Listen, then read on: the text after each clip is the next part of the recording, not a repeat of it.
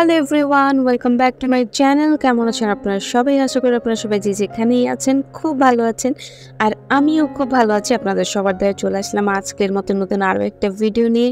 I hope পুরো ভিডিওটা আপনারা এনজয় করবেন। যদি ভালো লাগে তো প্লিজ আমার ভিডিওতে একটা লাইক দিতে ভুলবেন না, আর আমার চ্যানেলটা সাবস্ক্রাইব করতে ভুলবেন না।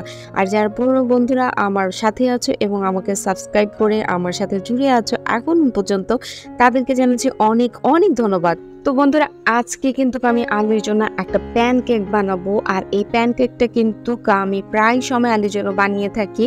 আর এটা কিন্তু শুধু আলি না, আবিদ খায়, আমি খাই, সারাও খুব পছন্দ করে।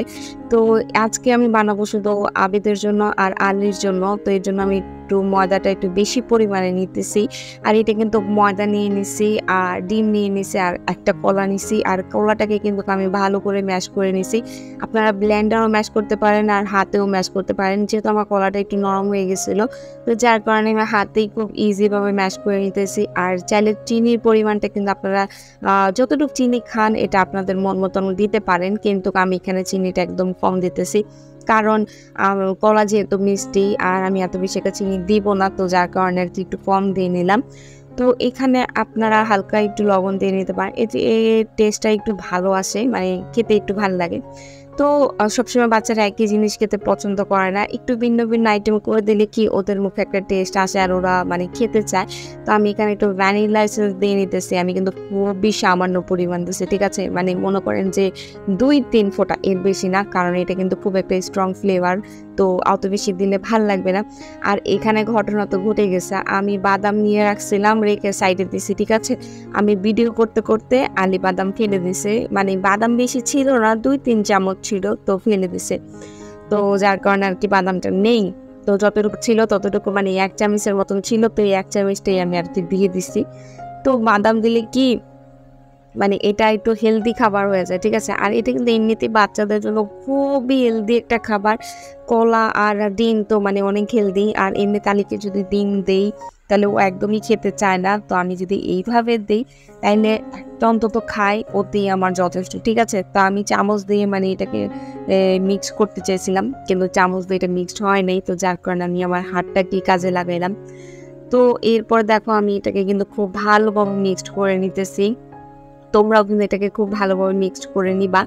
তো আরেকটা কথা, তোমরা কিন্তু দেখে নিবা যে তোমাদের যে ময়ানটা করছো এটা কি ঘন হয়ে গেছে না বেশি পাতলা হয়ে গেছে। তো তোমরা কিন্তু প্রথমেই কোনো পানি অ্যাড করবা না, কারণ যেহেতু এখানে কলা আর ডিম দেওয়া আছে, তো যার কারণে এখানে পানি অ্যাড করার দরকার নাই।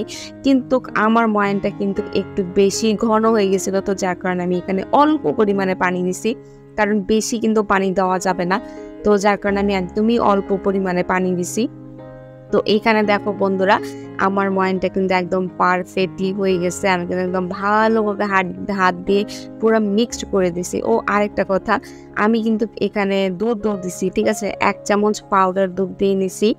তো আমি ওইটা ভিডিও করতে ভুলে গেছি। তো এরপরে দেখো আমি ময়ানটা কীভাবে দিয়ে নিতেছি, একটা একটা করে খুব সুন্দর করে আমি প্যানে বসিয়ে দিছি। হালকা তেল দিলেই হয়, তবে আমি এখানে একটু বেশি তেল দিয়ে দিয়েছি। তো যাই হোক বন্ধুরা, একটা পিচ্ছি প্যানকেকও পড়ে গেছে, তো এটাও একটা ছোট প্যানকেক হয়ে যেতেছে। তো আমার প্যানকেকটা কিন্তু একদম মানে কি বলবো, আর লেটায় গেছে, গোল হয় নাই।